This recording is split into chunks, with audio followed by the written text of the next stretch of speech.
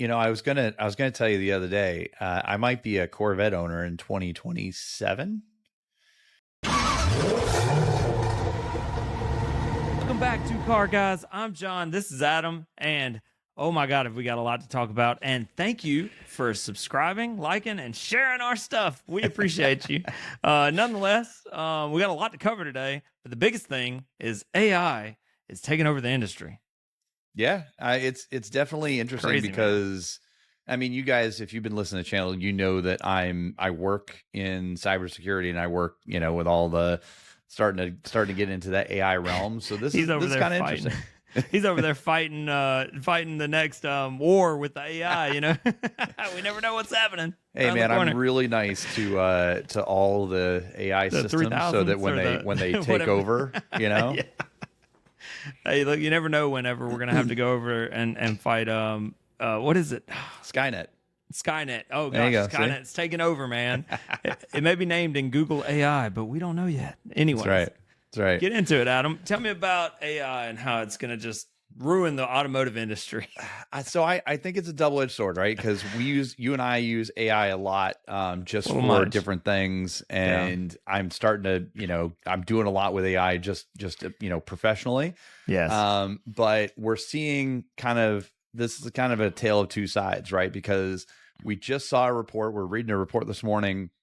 It was talking about Ford and how Ford is using AI Yeah. to basically detect minor defects and issues, which is great. And we'll talk about that later because there's some, they need to do something to fix some of these defects. But Yeah. it's kind of They're cool hitting because on they're implementing AI systems that in the manufacturing plants to help identify stuff, Right, absolutely. So if they're seeing that there's a problem or a pattern, they're saying, "Hey, AI, we saw this pattern.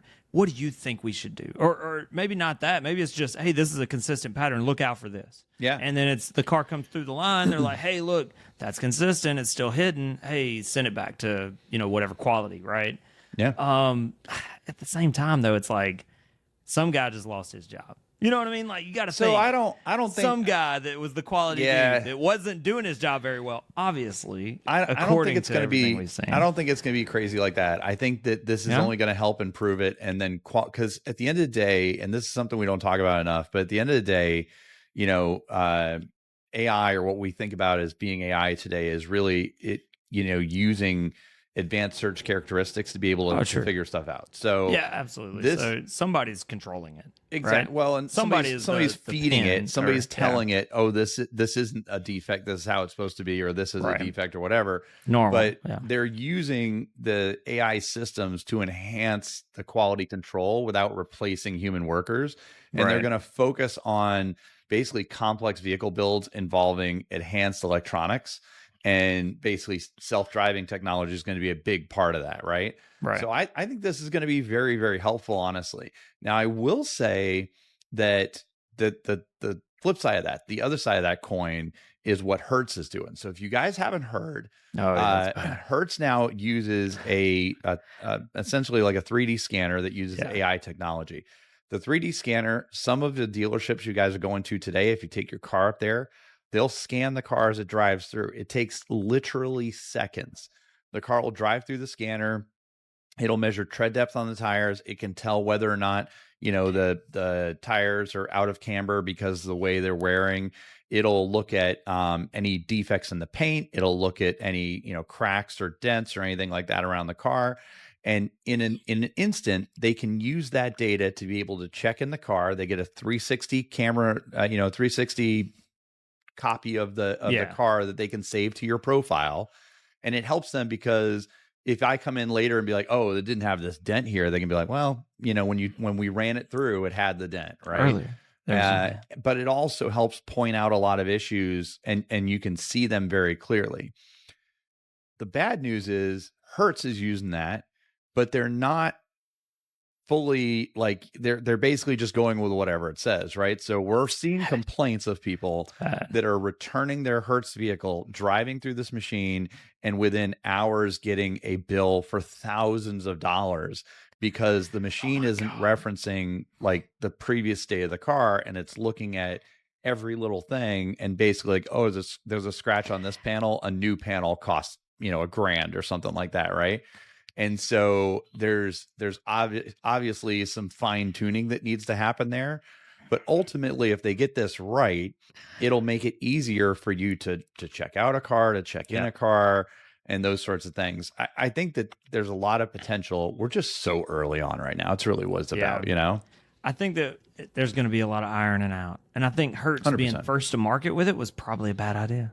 Like, let somebody else figure it out, Everybody man. being You were the first to market's worst a bad to bring idea. electric as your thing. Yeah. And then here we are with this thing, and it's like hammer after hammer after hammer. Nobody's buying your stock, bro, because of that. Yeah. It's a little crazy. And I just can only imagine.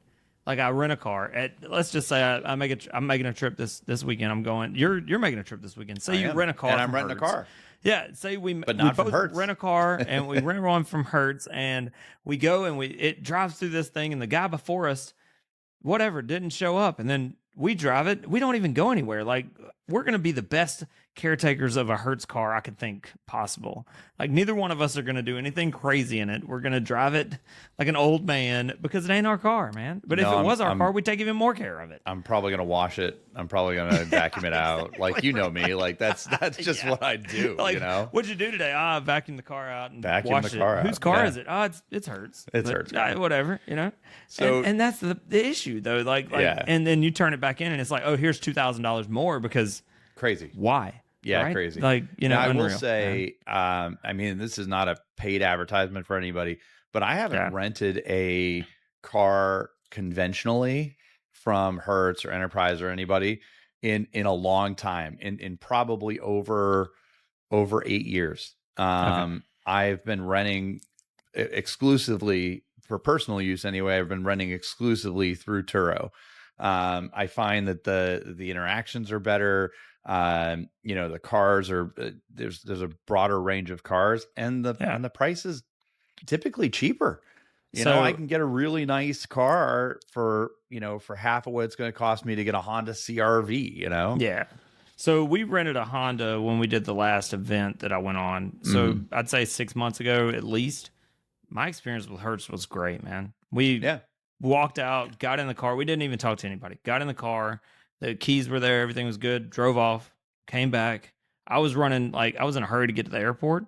I pulled up, parked the car. The guy goes, hey, man, this shuttle, it's included with the car. They're going to take you back to the airport. And so I was like, cool. Dropped the keys. They inspected it. I said, everything good? Cool. Everything's good. Got in the rental car, off to the airport. Dude told me about the Hertz, electric situation, which was good news from the insider. Yeah. And then on to the airport and flew out, no problems. And I thought that was amazing. But again, I don't rent a car often. Right? No, I don't. It's going to be very rare. I rent a car. But, I rent a car frequently, but not when I rent from business. I usually end up with National just because I've got such a relationship there, history there, and so I walk right up to the car and jump in. But for the last, like I said, probably 8 years, it's been exclusively Turo, and I've rented some cool stuff, man. I've had Ferraris and Audi R8s and McLaren at one point. We've rented Porsche 911s, Mercedes convertibles. Cool. It's cool to experience those cars and not have to it is, and I will say, for it, when I went to the F1 race in Miami, I rented a BMW M4, and it was a convertible. And when we were down there, I had it in sport mode, and we're having a great time, just driving around. And I told my friend that was down there with me, I was like, I want an M4. Like, this is great. I really enjoyed driving the car. The tech was good. The way the car drove was great. The little pops and crackles on the factory exhaust was cool. And fast forward a month later, I end up with an M4. So it was hilarious. I mean, it was good. It was good to be able to do that. Was it a G chassis or F chassis? It was the G chassis. Yeah. It was a G chassis, and it had pops and crackles. Yeah. Yeah. I mean, they were like not crazy. Well, I'll be honest, like, working for dining, I've had people that buy the M3 or the M4 exhaust, and then they're like, hey, the pops and crackles aren't that crazy, but they hear the videos from the M3, and I'm like, that's because it's a little bit longer. You get a little more crackle. You get a little more, pop and bang. And it was just interesting to me that you're like, yeah, it still has it. Because I had a guy literally calling. He's like, it does nothing. It doesn't pop at all. And I'm like, there's got to be some pops. It was a little. got It wasn't. It wasn't. It was enough that I Yeah. noticed it. Right. Yeah. So, Yeah. but in other big news this week, the CEO for Mercedes-Benz came out and said that essentially the European car market is on its way to collapse. Yes. So he Saw expressed that. concerns about the future Yes. of the European car industry. And citing some of the challenges with the competition from Chinese car makers. Yeah. So what's really crazy is if you don't know anything about Chinese cars, there's a lot to choose from, Yeah. and some of the stuff that the Chinese manufacturers are doing is pretty freaking cool. So And- I've heard the same thing. Oh my God. I mean, I've heard it. There's some other YouTubers out there who've had a chance to review some of those, I think we need to some just of those make a trip cars. to China. And I will tell you, they're awesome. I mean, they've got one of these cars that floats. It like drives in water. They got another one that will literally hop. It'll jump straight up, and it'll basically like tip on all four corners. Some of the craziest stuff you've ever seen, but we don't get those cars here in the U.S. And you know, Put together between with bubblegum and tape, probably. right. Well, Right. I mean, let's be honest. And Safety I mean, that's is not part of their vocabulary with cool. no. I mean, that's You know, kind of so why it's like, that's yeah. kind of why we're running into some of the issues we're running into. Yes, but exactly. with the competition from China, with the U.S. tariffs and the declining luxury vehicle demand, the EU is kind of hurting when it comes to cars. Yeah. And then they made it worse because now they've got strict EU environmental regulations that are making it even more difficult because they're trying to be, zero emission by 2035. And They're following California. California. Yes. Yeah. Good God. Yes. They're following California, and Well, California already backed off on that. They said, "Look, Yes. it's unattainable, right? We're not going to be able to take the entire state of California and convert everybody to EV." Yeah. And the truth of the matter is, I should have known that was never people- going to be an option. well, people aren't buying EVs right now, right? Yeah. The EV market's in decline. Yeah. If you look at the auto manufacturers, they're pulling back. And then the EPA just came back and basically they're not going to regulate some of the stuff anymore. So it's going to be even better, right? As freaking far love as it. like we're going to I love it, have more ice cars. Look, if you work in the tuning industry and you didn't read what the EV just posted out, you're under a rock because like we're all like praying and hoping that this whole thing with like the whole zero emissions and blah blah blah. Look, I get it. I get the point. I get the idea. I just don't think it works for aftermarket. Like, don't doesn't- regulate aftermarket. Let people have choice. Yeah, it doesn't work know? for aftermarket. And I grew up in a culture where I tuned cars and I worked on Same. cars and I modified cars. And we talked about that. I recently went to a car meet just the other day that wasn't like some of the ones that you and I have been going to where it's not all high end cars. It's basically a bunch of people who are coming out with run what you brung sort of What thing. you bought. And Let's dude, go. I loved it. I loved it. Yeah. I love that kind of car culture because too. it almost seems more pure to me in a way. Well, it's not but flexing with a pocketbook, man. It's flexing with like, truth of what you can build and what you can come out of something. I mean, it was the orange car. It was the Sunfire, the Sundance and stuff that I didn't have money, but I built what I could build, Yep. No, And, I'm right there with you. It was definitely that. It's OG, man. And I like it. I like that kind of car culture, and the more I can be around it, I think the more fun I can have. Yeah. And it makes me want to grab an older car and tune it up again, right? And do something crazy. Absolutely. Yeah, But I will say, if you look at what's going on with EV, right? So EV cars are on the decline. 100%. I'm never going to trash EV because I've driven a few EV cars. I have enjoyed driving some of them. It's just not for me. It doesn't mean it doesn't have to be for anybody else, right? But I know plenty of people who have EV cars. One of my friends, one of my close friends, has an Audi e-tron. I've ridden in that car a couple times. Cool. It's a great e-tron's car. cool. Yeah, it's a I'll great give car. it that. The Because e-tron, it feels the like Porsche it feels- Taycans. the super cool. Taycan, right? Yeah. It feels like a normal car. You're not having to basically like relearn it. Yeah. I enjoyed driving the some of these other like the trucks and stuff like, but Yeah. it's just funny because it's like the Rivian truck. Now the issue that a lot of people, and we were talking to a dealer the other day, the issue that they get with the Rivian truck is people can't get used to that one pedal, where the gas and the brake, right? I picked it up really quickly. It's quick, yeah. I picked it up on the test drive. So Do you think it's because we both ride motorcycles that we picked it up pretty quick? I think so. I feel like that might be it. Yeah, I was trying to figure that out the other day. I was like, is it because like I can do one pedal, like it doesn't bother me at all, but I've had friends that said the same thing. I couldn't understand the one pedal thing. And I'm like, you just let off the gas. It's like driving an easy go golf cart. Well, the weird thing about the Rivian is when you have your foot all the way off the gas, you're basically all the way on the brake, right? Yeah, so you basically have to hold your foot on the gas, and just moderate it, right? But it literally took me 5 minutes out of a 20-minute test drive, right? So it wasn't a big deal. So I haven't driven the Rivian. I've driven some of the sports cars and such, or I would say luxury cars of the EV market. And I've driven obviously the if you're an OG to the channel, you'll remember that I drove the Cybertruck, and I actually really like the Cybertruck. I just couldn't wrap my head around the money. Like the money of it didn't make sense to me. I'd rather keep my truck that's almost paid for than buy a Cybertruck. No, and it's just not a functional truck, right? It just isn't one. And the thing is, it was a marketing, push, right? It was a can we do something crazy? We make something that's outlandish, and somebody will buy crazy. And I've joked about this before.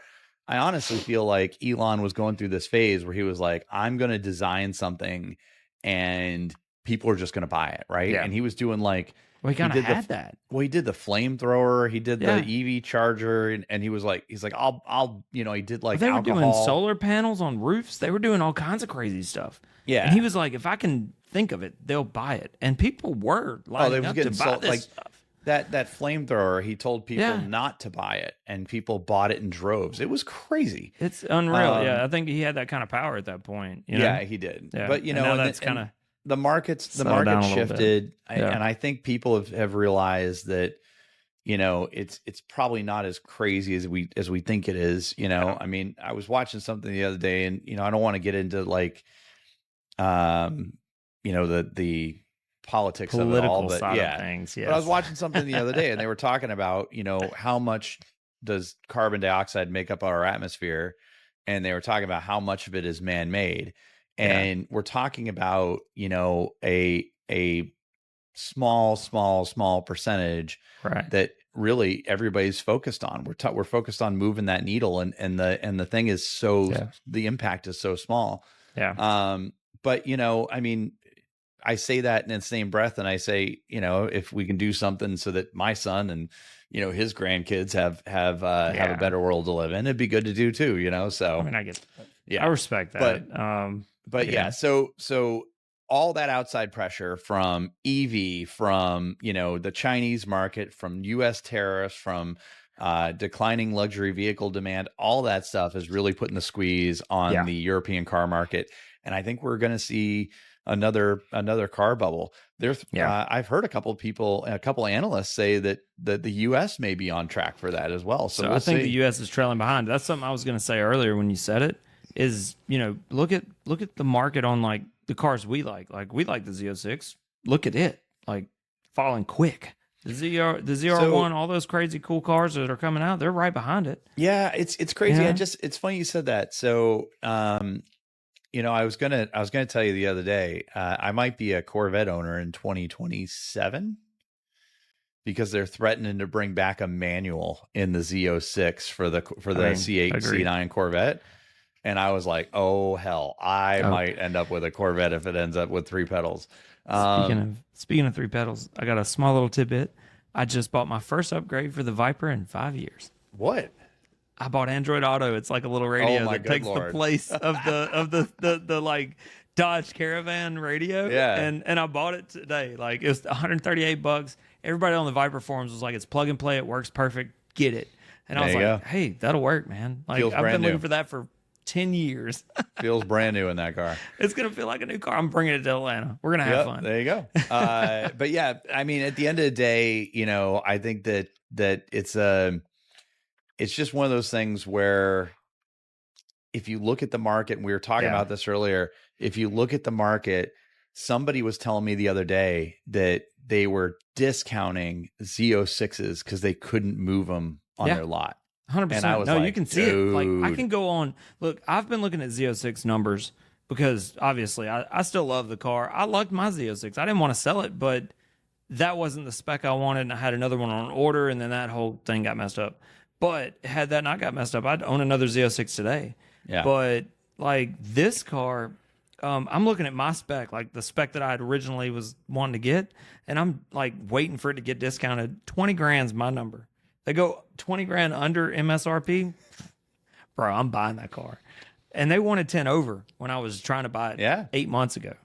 8 months ago. We're not talking like a year ago. We're talking 8 months ago. Hey, think about these people right now that are looking at 220 grand over on a ZR1. No. No, dude. They're going to wear that. 220 grand over on a ZR1. I mean, I was like, guys, come on. Look, I'll get my dealer MSRP. If they call me, I'll buy it. Right. And even then, I don't want to pay the number that they're asking because it's a big number. Well, it's a big number. It's a big number. I'm not rich, man. So like, that's a lot, dude. And there's a lot of cars in that price point. You're talking 220. 220. What can you buy? I mean, 220. You're buying, a mid mileage 720S. You're in the 488 territory. Yeah. You're in Lamborghini Huracan territory. You're in 600 LT territory. You're in Huracan Evo territory at that point. Yeah. 220. Yeah. Easily. And I mean, and the crazy thing is, at the end of the day, is the ZR1 faster than the cars I mentioned? It is. Yeah. But they're going to mass produce they're going to mass produce it, so it's not going to hold its value as well. They're going to murder the value. And with the ZR1X coming out on the heels of it, it could kill the value even more. And they released it at the same time. Yeah. Basically. And then before they built 300 cars and then released the X. Yeah. It's like, come on, guys.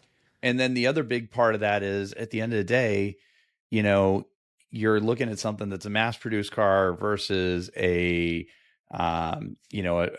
more specialty car. Yeah. But you got to make the choice that's right for you, right? Because at the end of the day, if you compared, let's say dollars to dollars, 720 and a ZR1, theoretically the ZR1 is under warranty. It's going to have a better maintenance record, maintenance history. If it does break, the parts theoretically should be less expensive than a McLaren 720, right? You're not going to have to worry about all the things that you worry about with a hand-built car like the 720. But let's go back in time. Let's go back to 2015. And I just want to throw this out there. I want to hear your vision on this. 2015, 16's coming up. You can buy the Viper ACR. It's coming out. The car's 110, 120 at the time. Right. All right. And you have the opportunity to own this car. And if you wait till the late 16, you can get into an ACR Extreme Aero, which seems to be the best value right now. That seems to be the car to buy. So let's go back then, and you have the money to buy that car. Would you buy that car? All right. And do you think what's my other choice? Well, I mean, at $110,000, what are your choices? It would have been the 110. I mean, heck, at that time, the competitor for the Viper, oh man, the competitor then would have been like the McLaren like 12C. But even then, that was 220, 230 at that time. So nothing was really in that price point. It was its own thing. Yeah. So let's talk about the ZR1 now at 220. You know what I mean? Well, the funny thing was, new spec. It's the king of the hill on the Nürburgring, right? Would you pick that and think that it's going to do what the Viper's doing? I mean, the Viper's going to go into I think it's going to be a $400,000 car. Yeah, I wouldn't think that the ZR1 is going to be a $400,000 car, specifically because of the reason that if you look at what the Viper was raw. It was bespoke. It was very hand there built. weren't a million Vipers running around. You know, but there's not a million ZR1s running around. We've seen that. They built 300 in the first year. They're planning to probably double that number this year, maybe triple it. So say they build 1,000 of them. Yeah. What do you think? Well, now you're at 1,300, right? 1,300 cars total built. Yep. 2025 to That's 2028, and they'd start the C8 or C9. I mean, that's assuming that they don't build anymore. I just right. their history, But you don't know, and their nobody knew history then, tells right? me different. You know. So what do? Wait the year after they stop production and say, okay, I'm in at that point, and I know mean, how many they built. Here's that's the thing, what right? everybody with the Viper World did. Yeah, but here's the thing, and we talked about this before, right? Speculation on cars is never good. It's not. I mean, good. if you are, you both try to do it all the no, time. if you've got $1 million in the bank, if you've got $10 million in the bank, Yeah. and you can run down and get the Aston Martin Valhalla without breaking a sweat, Unreal. Get it, because you're going to get. There's only 1,000 made total, right? Yeah. There's probably only going to be maybe you can probably count on one hand how many are coming to the U.S. You know, Yeah. Get it. That car is only going to go up in value. If you look at every Koenigsegg ever made, I actually just watched a guy go through every Koenigsegg, what the original purchase price was and what it's worth now. Yeah. Right. Yeah. So if you had bought every Koenigsegg CCX back in the day, if you bought every Koenigsegg for what they originally went for and what they sold for, what they sell for now, you'd have made millions of dollars, right? Right. So with that in mind, yes, right, it makes sense for those specialty cars. Yeah. I don't think, and I'd love to be wrong in 10 years, which we're still doing this podcast, but I don't think that there's a single car that Chevy or Ford or Dodge or anybody makes that is going to appreciate in value like that's on the market today. So you don't think the new Ford GTD is going to do good?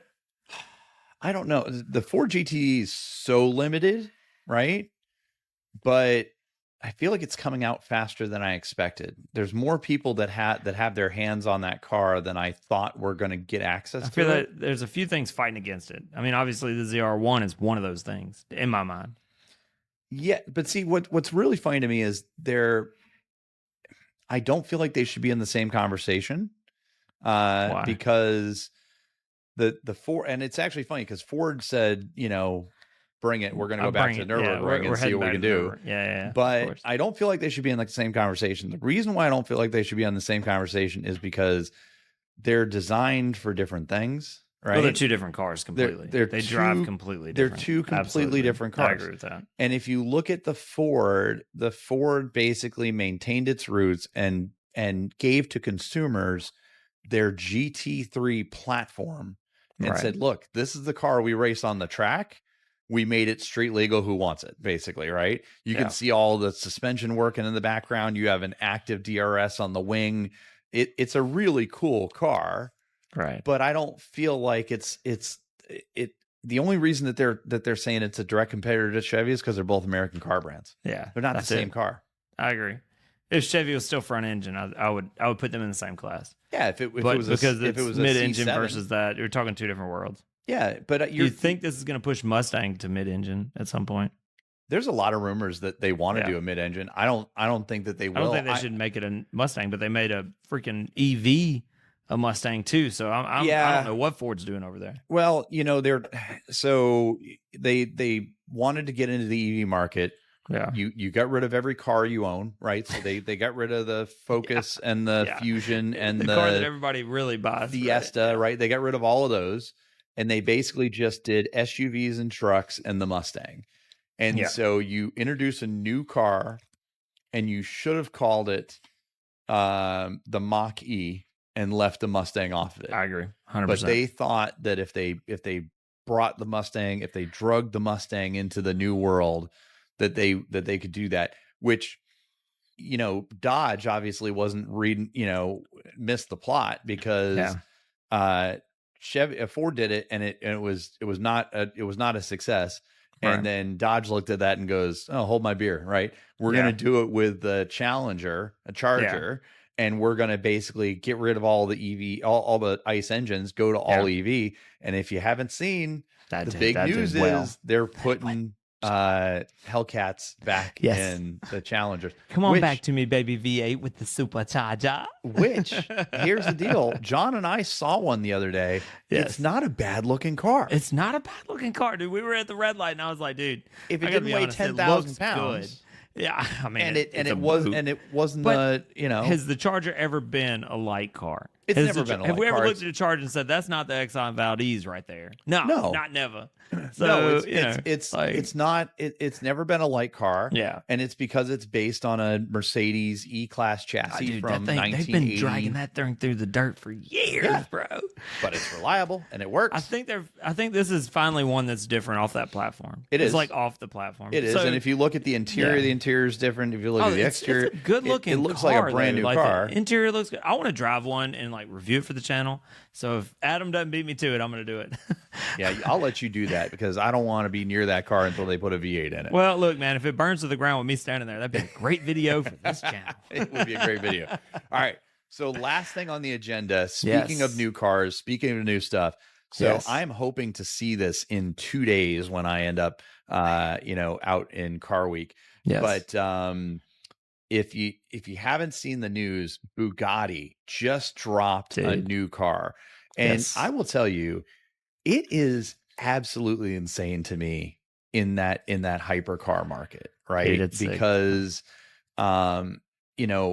Koenigsegg has really kind of I was reading something the other day that Koenigsegg was in trouble because they have no cars to sell, because even the new Sedir Spear, it's already pre-sold. Like they've already sold out of all the ones that are coming out. They sell their like planned build year. Yeah.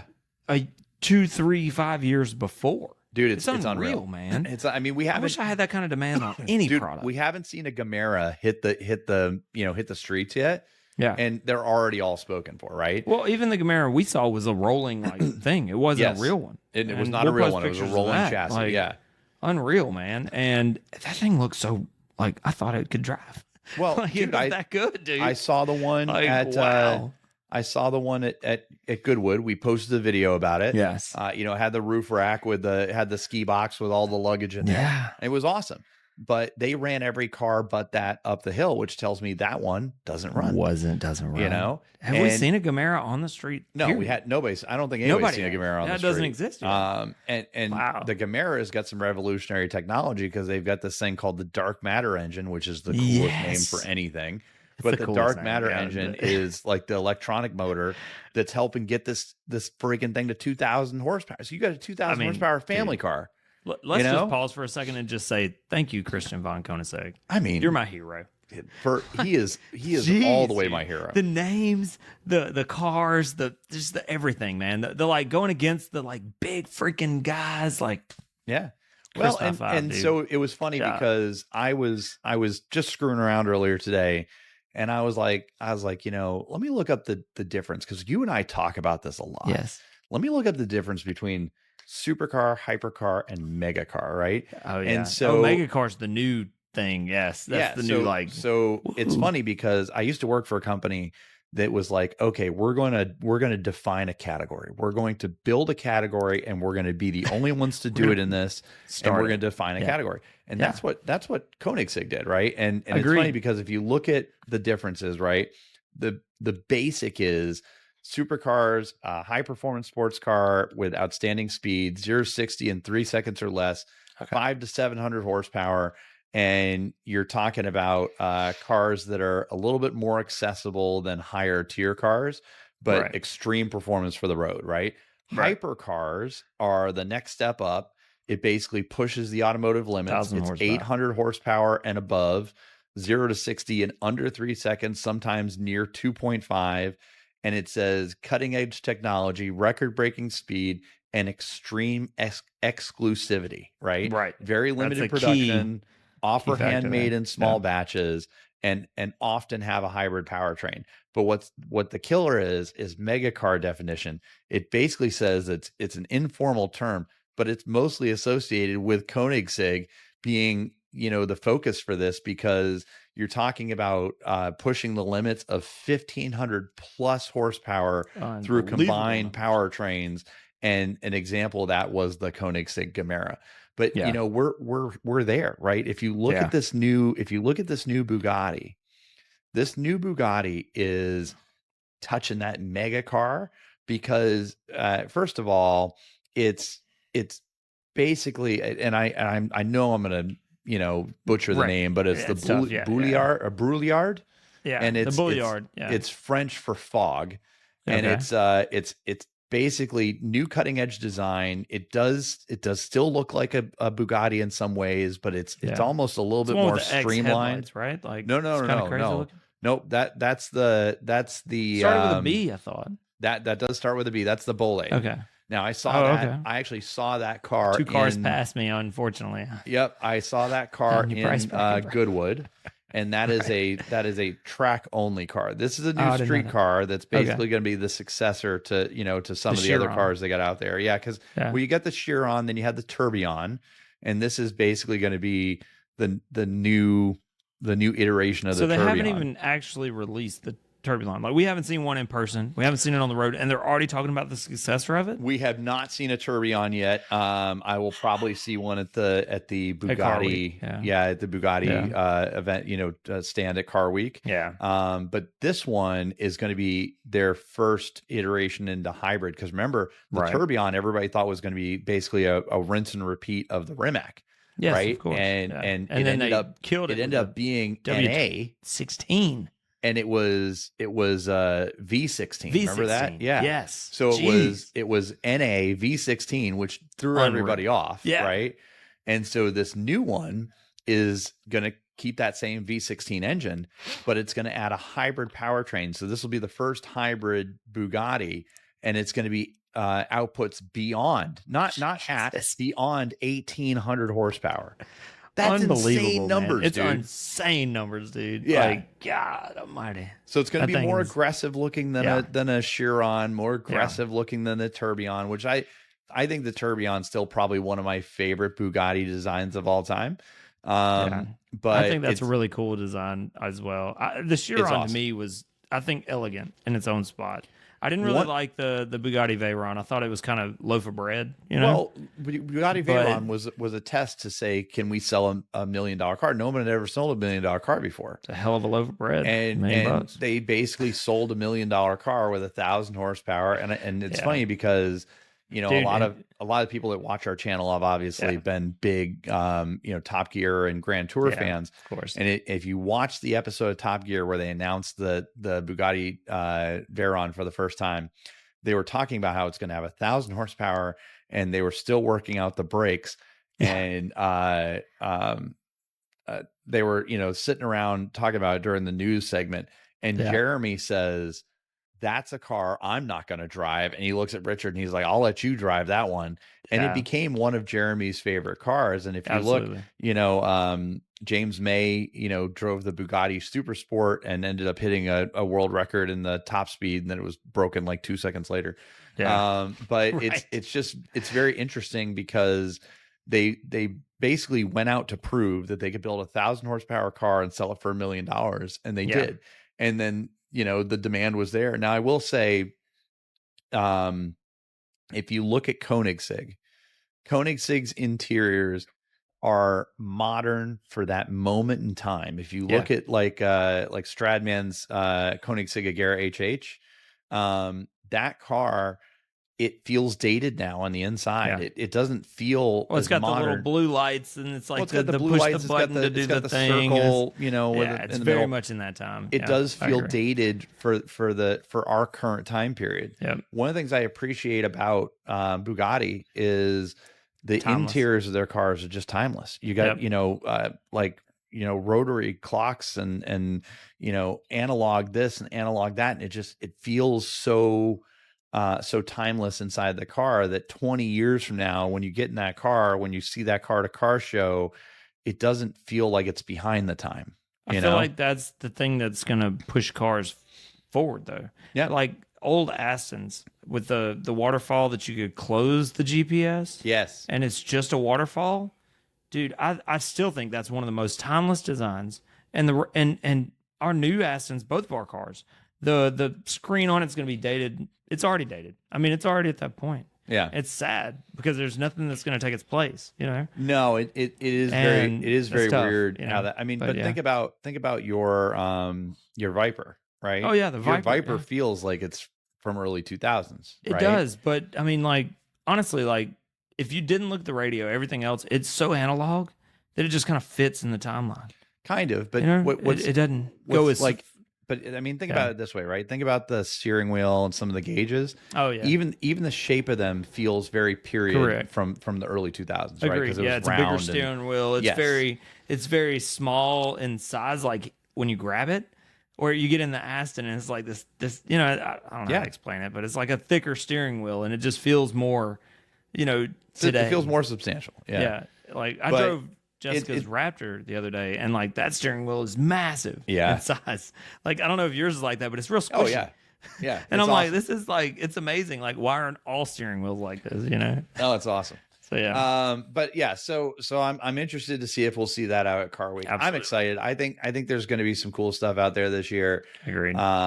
But you know, let us know. Is there a car that's coming out this year that we missed that you guys are excited to see? Maybe we'll try to track one down in Car Week and see if we can get a video with it.